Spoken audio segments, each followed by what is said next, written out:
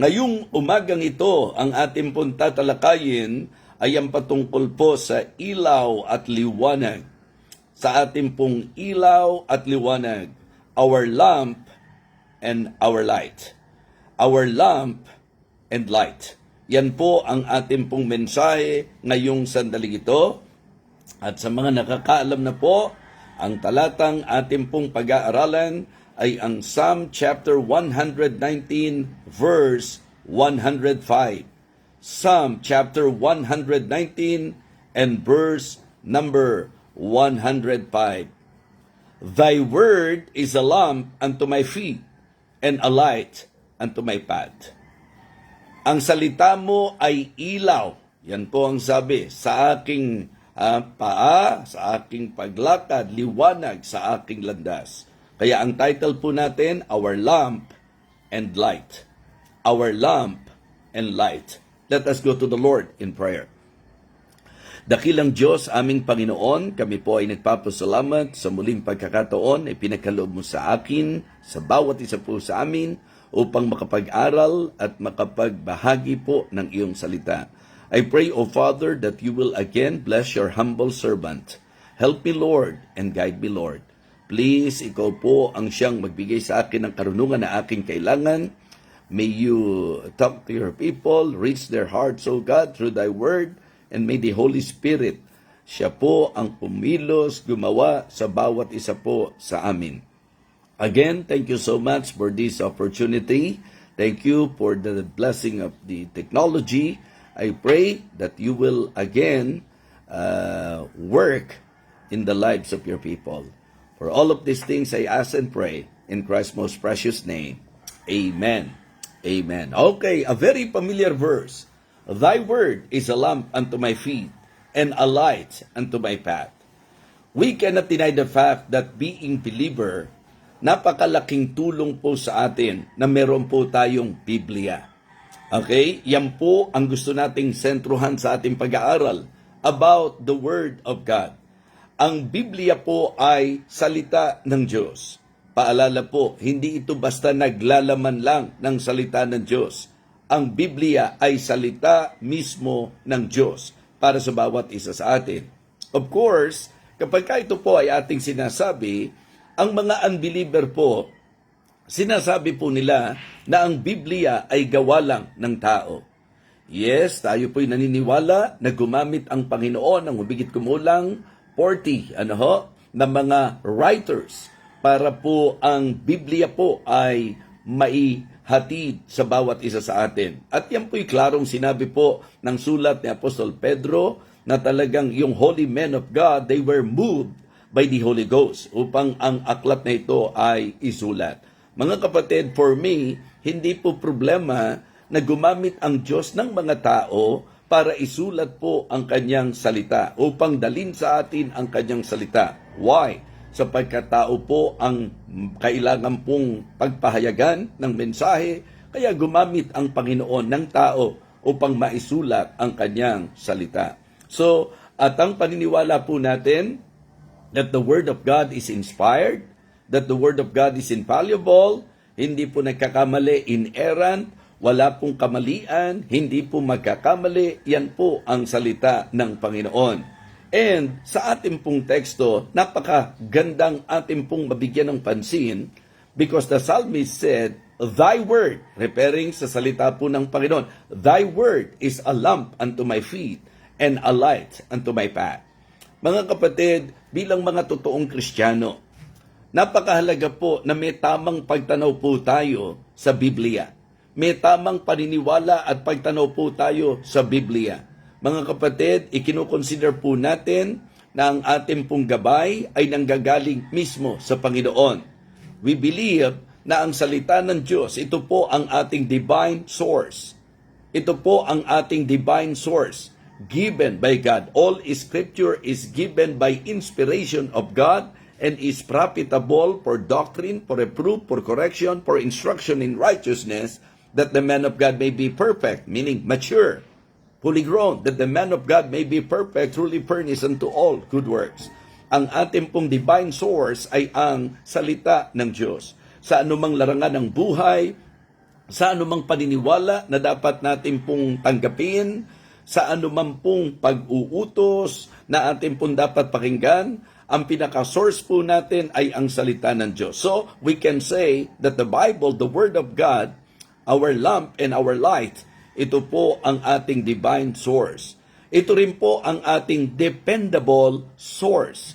Kanina po binanggit ko na ito po ay inspired, meaning God breathed it. Okay? Hiningahan po ng Panginoon. Ibig sabihin, kinasihan ng Panginoon. So, ito po ay infallible at ito po ay inerrant. Walang kamalian at hindi po magkakamali. Therefore, it is a dependable source. Ito po ay ating pong dapat mapanghawakan. Hindi po bibigo ang Diyos sa kanyang salita. And we should also consider being a believer that the Bible is our daily source. Okay? Ito po ang ating divine source. Ang Biblia po, ang Diyos mismo, ang kanyang salita, ito po ang ating divine source. Ano po? Given by God. Malinaw po yan. And then, ito po ang ating dependable source. Ibig sabihin, mapangahawakan, matitindigan, mapapanindigan. Yan po ang salita ng Diyos. It is our daily source, mga kapatid, sapagkat kailangan po nating parati, lagi po nating kailangan ng salita ng Diyos. Ito po ay dapat ating pong kinikilala na araw-araw, di ba? Yun nga po ang sinabi ko sa inyo kanina, na ang Diyos mismo, even our Lord Jesus Christ, He quoted from the book of Deuteronomy, that man shall not live by bread alone, but by every word that proceedeth out of the mouth of God.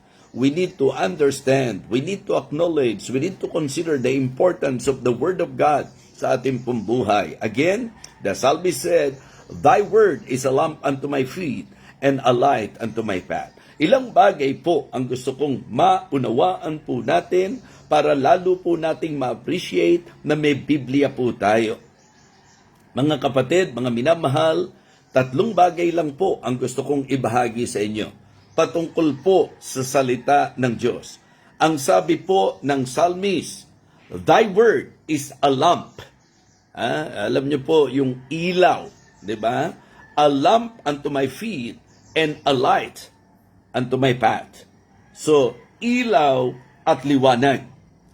So, dito po, meron akong gustong bigyan natin ng atensyon, mga kapatid. Ang sabi po, Thy word is a lamp unto my feet. So, may kinalaman po ito sa ating paghakbang. And a light unto our path. May kinalaman din po ito sa ating pong nilalakaran.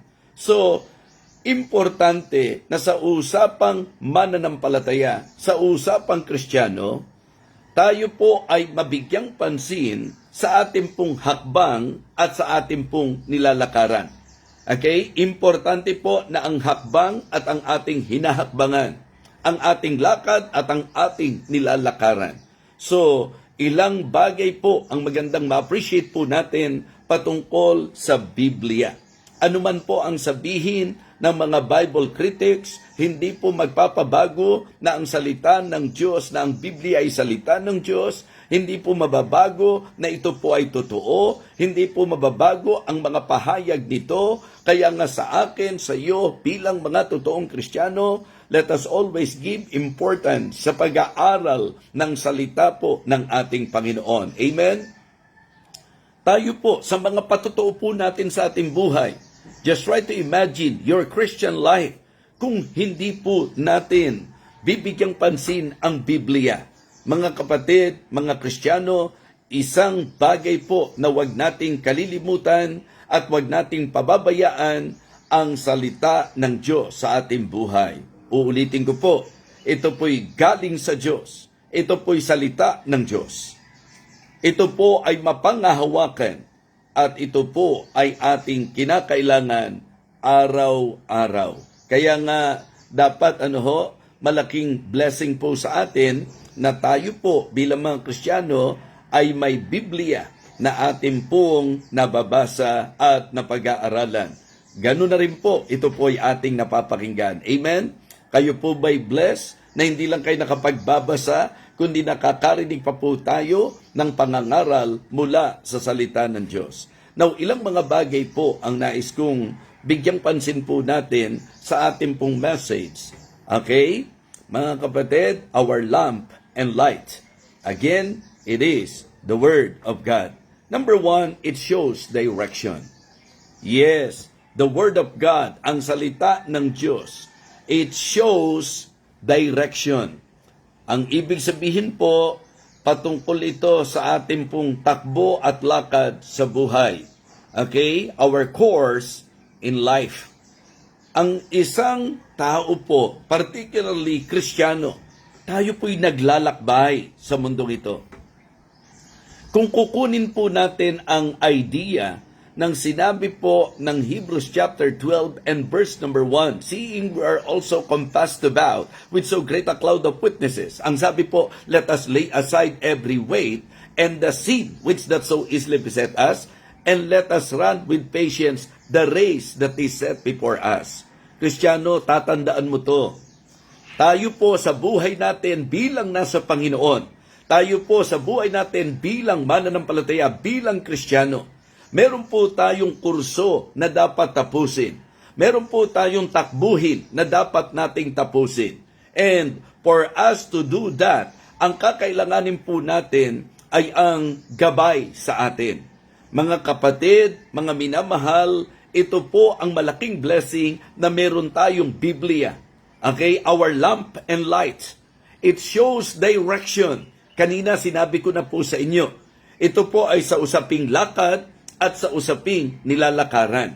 Napakaganda po. For me, it is really a great blessing to understand that the Word of God is very important sa usapan ng ating pong direksyon at sa usapan ng ating pong destination. Diba? Ang dapat nating nabibigyan ng pansin yung mga hakbang natin at yung hinahakbangan natin. Kung papaano po tayo lumalakad at kung ano po ang ating nilalakaran. Okay? Sa parehong kalagayan po, sa usapang lakad mo, sa usapang nilalakaran mo, malaking blessing na may ilaw at mayroong liwanag. Ilaw na kung saan sa direksyon ng ating buhay, gagabayan po tayo. So again, the reason why it is very important to appreciate our Bible because it shows direction. Yan ang magsasabi sa iyo kung dapat ka bang humakbang, sa dapat mong hakbangan, sa dapat nating lakaran. Yan po ang laking bagay ng Biblia. Kanina nilinaw ko po, di ba? Ito po ay divine source, dependable source, and daily source. Kasi araw-araw lumalakad po tayo. Araw-araw naglalakbay tayo sa buhay na ito. Kaya araw-araw kailangan mo ang Biblia. Araw-araw kailangan mo ang salita ng Diyos. Mga kapatid, at ang kailangan mong mapakinggan at ang kailangan mong bigyang pansin ay ang pupwedeng panghawakan at ang Biblia po ang ating dependable source na talagang kapag sinabi ng Biblia, tiyak po yan mga kapatid. At ang Biblia po ang dapat batayan ng mga Kristiyano sapagkat ito ang ating divine source. Kita niyo po? A divine source, a dependable source, and a daily source ng mga mananampalataya. So, ngayon po, ang unang tinatalakay natin, it shows direction. The very idea, nung sinabi po ng psalmist na ang salita ng Diyos daw po, thy word is a lamp, ilaw, unto our feet. Okay? Paghakbang natin. And then, and a light unto our path, yung hinahakbangan natin. So, dalawang bagay na dapat titiyakin natin. Yung ating hakbang at yung ating hinahakbangan. So, nakakasunod po ba kayo? Nakukuha niyo po ba ang punto natin? It is always good to be guided in every step sa ating pong buhay. Sa bawat paghakbang po natin, importante po ang salita ng Diyos. It also shows danger. Diba? Pinakikita rin po nito yung mga panganib. So the Bible is God's warning. Kanina po ang sinentrohan ko, it shows direction. Okay? Our course in life. Yung ating takbo sa buhay na ito. Yung ating pong lakbay sa buhay na ito. yung ating pong paglakad at ang ating pong paglalakbay sa buhay natin bilang Kristiyano, ang halaga po na may Biblia na kung saan ilaw at liwanag po sa atin. Ilaw sa lakad, liwanag sa landas. Ilaw sa bawat paghakbang at liwanag sa ating mga hinahakbangan. Di ba parehong importante yon? Importante na kapag ka ikaw ay hahakbang, makatiyak ka sa iyong hakbang. At maganda rin na tiyak mo ang iyong hahakbangan. Kumbaga sa iyong paglakad, mahalaga po na ikaw ay mayroong clear understanding sa iyong nilalakaran. So, it is an advantage for all the believers that we have our Bible na nag-guide po sa atin sa course sa buhay na ito. Nililiwanag ko po, ako po ay may takbuhin, meron po akong dapat lakbayin sa Panginoon, ikaw ay meron dapat lakbayin sa Panginoon, at ang dapat goal natin, katulad po ni Apostol Pablo, palibhasa po, napaka-determinado po niya na talagang gawin ang kalooban ng Diyos sa kanyang buhay in doing the will of God in your life. Katulad ni Apostol Pablo, siya po ay naggabayan ng salita ng Diyos. Ang kanya pong direksyon ay kanyang maliwanag na nakita dahil po sa salita ng Diyos. Mga Kristiyano, ang sabi po ni Apostol Pablo, I have fought a good fight, I have finished my course, I have kept the faith. So siya po ay nakipagbaka ng mabuting pakikipagbaka. Ang sabi po niya, tinapos niya ang kanyang takbo. So tayo po, we need to finish the God-given race, our course in life. At importante na ako at ikaw ay lagit-lagi idinidireksyon ng salita ng Diyos. Mga kapatid, it shows direction and it also shows danger. A caution in life. Yung salita ng Diyos, parang babala rin po ito sa ating pong buhay. So, ganun po yan. Kapag ka meron kang lamp at meron pong light sa dinadaanan mo, nakikita mo, mukhang delikado tong hinahakbangan ko. Mukhang hindi ayos tong lakad ko na ito. Mukhang hindi ayos itong hakbang kong ito. Alam niyo po, ang napakalaking tulong ng salita ng Diyos, ito po ang nagtuturo at nagsasabi sa atin ng ating mga do's and don'ts. Ayaw ng iba yan, pero napakahalaga po niyan. Isipin niyo po kung sa buhay na ito walang don'ts, mga kapatid. Diba? So, delikado po yan. Kaya nga, pag tinignan niyo po kung paano po idinisenyo ng Diyos ang tao, maging ang realidad ng buhay sa mundo, makikita niyo po na ganun siya nag-ooperate, mga kapatid, sa kanyang mga ipinagagawa at ipinagbabawal. O sa unang taong nilikha, maliwanag po yan. Sinabi na niya kaagad kung ano yung po pwede at kung ano yung hindi po pwede. In the reality of life, hindi po pwedeng lahat pwede. Okay? Pwede po ba yon? Pwede po ba na sa buhay natin, lahat pwede lang? Hindi. Mga kapatid, pansinin niyo po yan. Ang sabi po ng Bible, all Scripture is given by inspiration of God and is profitable for doctrine, for reproof, for correction, for instruction in righteousness. Yan po ang kakumpletuhan ng salita ng Diyos. Usapang doktrina, usapang pagsaway, usapang pagsansala, usapang pagtuturo. Yan po ang laki ng pakinabang natin sa Biblia. Kaya wala pong matinong Kristiyano na hindi magiging thankful na may Biblia po tayo na gumagabay sa atin. Kaya mahalin natin ang Biblia natin. Hindi po pwede na ang magandang alam mo lang kung ano gagawin mo. Maganda rin pong may maggabay sa iyo at magpakita sa iyo ng hindi mo dapat gawin. Makakasama sa iyo, hindi makakatulong sa iyo. Diba? Sa Christian life po, yun ang importansya ng salita ng Diyos. Nagbibigay warning sa atin. It shows danger, mga kapatid. Nung ilagay po ang tao sa halamanan ng Eden, sinabi po ng Panginoon, lahat pwedeng kainin, pero merong isa na hindi dapat kainin. Mga kapatid, yun po ang isang halimbawa po natin. Alam niyo po ba na kaya merong utos ang Panginoon? Sapagkat ang utos ng Panginoon ang magdadala sa atin sa tamang direksyon, sa tamang lakad at sa tamang patutunguhan. Pansinin niyo po na kung paano ganun ang dealings ng Panginoon. Na sa buhay natin, ang pagsunod natin at pagsuway natin magdadala sa atin sa destinasyon. Ang pinakadestinasyon ng pagsuway ay ang salot at sumpa sa buhay. Pero ang destinasyon ng pagsunod ay pagpapalang tunay. Amen? So, ang ganda po ng rhyme. Di po ba? So, mga kapatid, ang pagsuway sa Diyos ay magdudulot ng salot at sumpa sa ating buhay.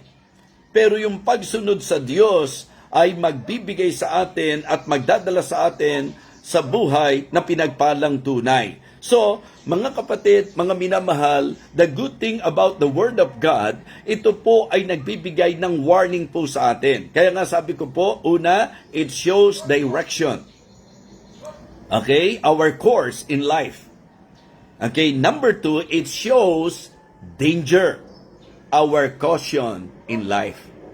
Yung dapat nating pag-ingatan sa buhay na ito.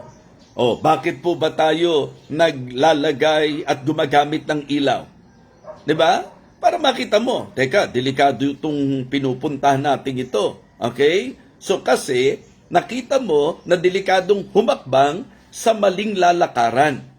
So the same thing is true sa ating pong buhay bilang mga Kristiyano. Dapat alam po natin na delikadong humakbang sa maling lalakaran. So, kaya nagsiserve as warning ang salita ng Panginoon sa atin. Kaya nga sabi ko po, what an advantage that we have our Bible in us. Di ba? We have our Bible. So, ito po ay nagpapakita kung delikado po. Di ba? Yung pong iyong nilalakaran. Delikado yan. Yung maling relasyon, delikado yan. Di ba? Yung pong mga masasabi po nating gawa na talagang ang magiging dulot sa iyo ay masama, yan po ang nagagawa ng salita ng Diyos sa atin. Kasi pag inaral nyo po, di ba, ang sabi po sa usapang doktrina, kung wala pong Biblia, napakalaking panganib po na kung ano-ano na lang ang paniniwalaan po natin. Praise God na meron tayong Bible. Amen? Salamat na may Biblia po tayo. Sa usaping panganib sa doktrina, Biblia ang tatanglaw sa iyo. Biblia ang maglalantad dito sa iyo, magpapakita nito sa iyo, mga kapatid. So, ganun din po sa usapang pagsansala. 'Di ba? Sa usapang pagsansala, sa usapang pagsaway. Yung idea ng pagsansala, yung bang para hindi mo gawin yung dapat mong para maiwasan mo, yung dapat mong maiwasan. Yung pagsaway naman, para itama at ituwid ka. Sabihin sa yung mali ang iyong ginagawa. At yung pong pagtuturo, yung kung ano ang dapat mong gawin. Okay?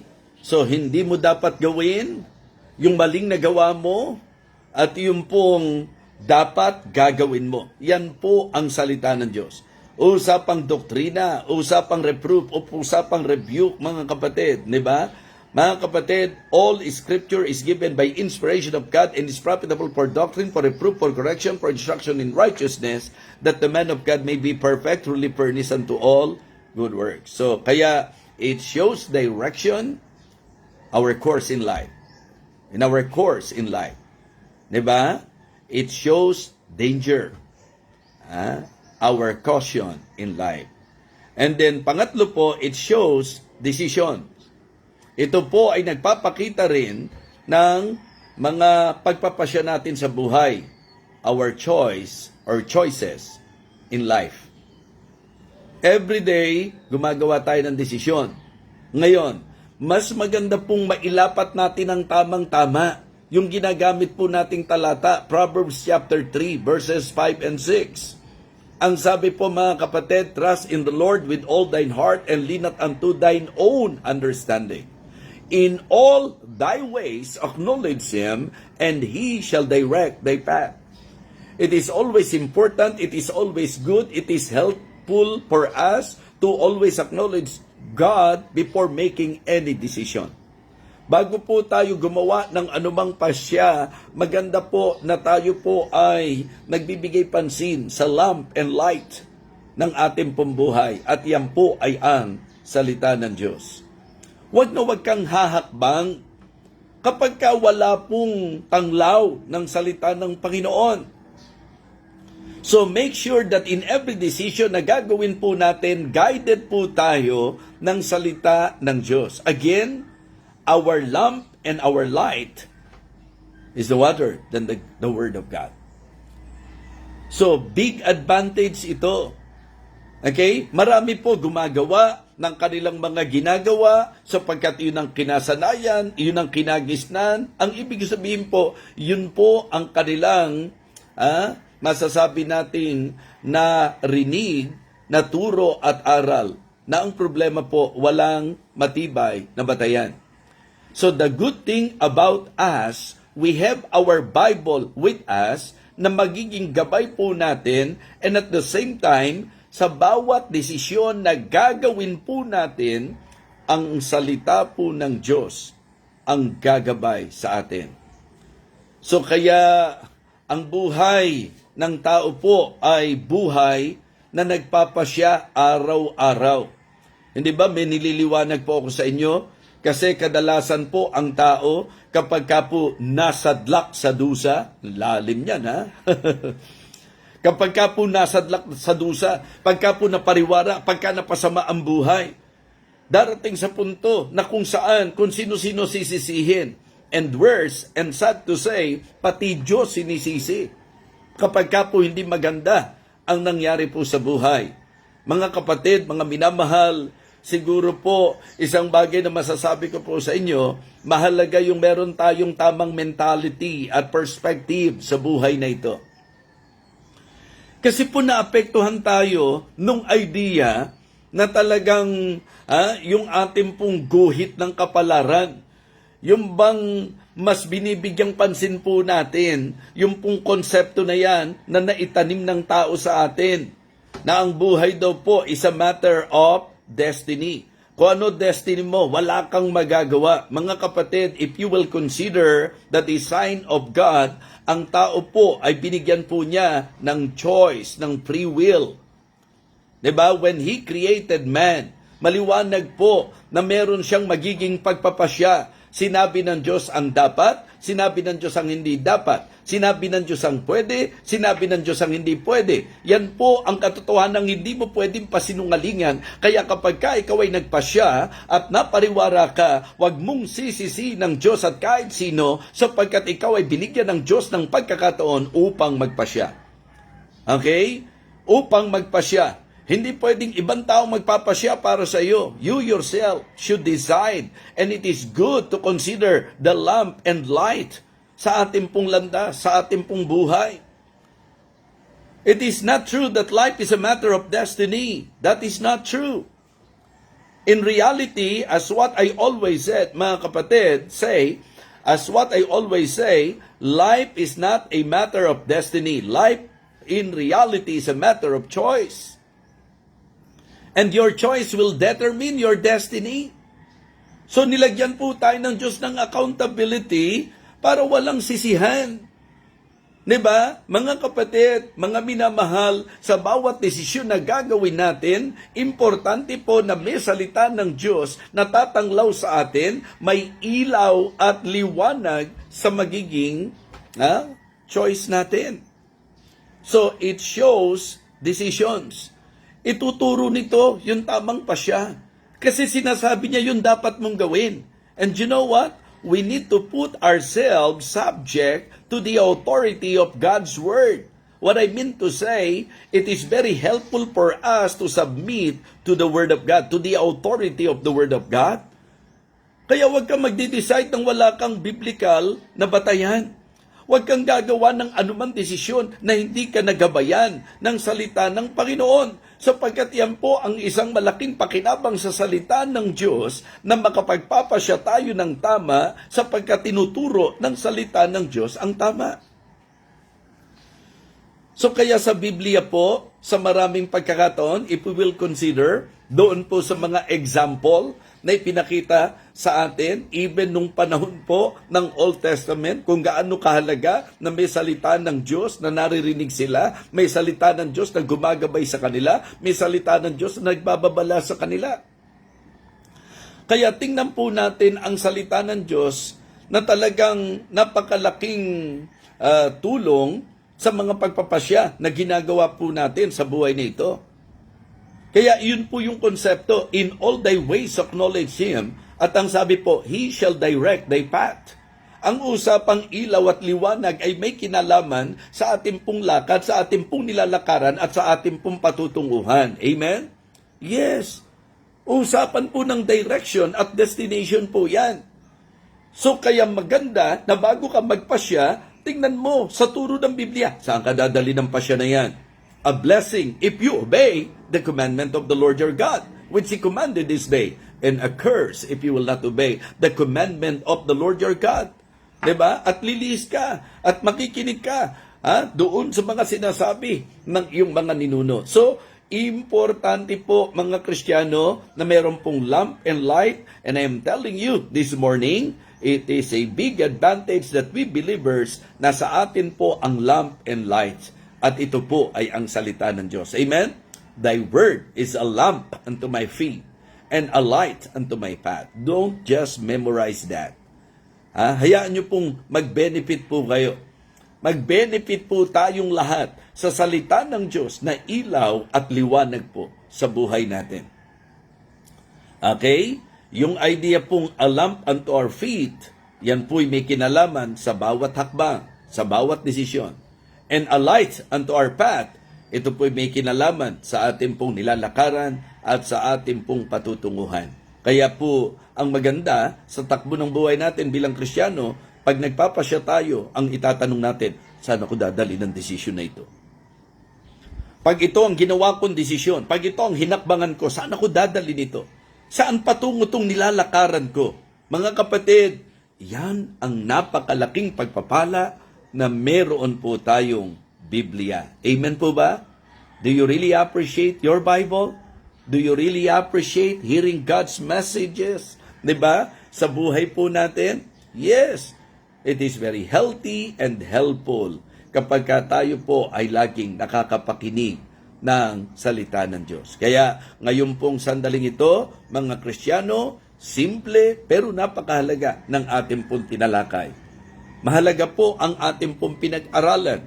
Again, pwede nyo pong i-memorize. Psalm chapter 119, verse 105, Thy word is a lamp unto my feet and a light unto our path. Ang Biblia po ang ating divine source, dependable source, and daily source. Diba? Yan po ang Biblia, mga kapatid. It shows direction, it shows danger, and it shows decisions. Okay? Our course in life, our caution in life, and also, mga kapatid, our choices in life. Napaka-importante ng mga tinalakay natin ngayong umagang ito.